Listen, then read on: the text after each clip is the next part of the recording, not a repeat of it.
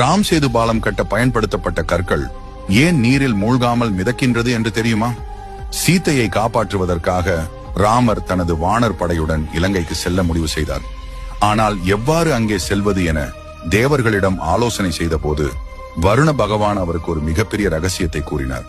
ராமரின் வானர் சேனையில் இருக்கும் நாள் மற்றும் எனும் குரங்குகள் தனது இளம் வயதில் தான் காணும் ரிஷிகள் மற்றும் முனிகளை கேலி செய்து கொண்டும் அவர்களின் பொருட்களை ஆற்றில் தூக்கி வீசியும் துன்புறுத்தி கொண்டிருந்தனர்.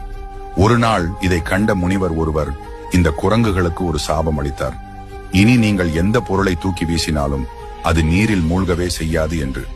இந்த ரகசியத்தை அறிந்த ராமர் தனது புத்தி கூர்மையை பயன்படுத்தி இந்த 2 குரங்குகளின் சாபத்தை மிகப்பெரிய வரப்பிரசாதமாக மாற்றி ராம் சேது பாலத்தை கட்டமைக்கின்றார்.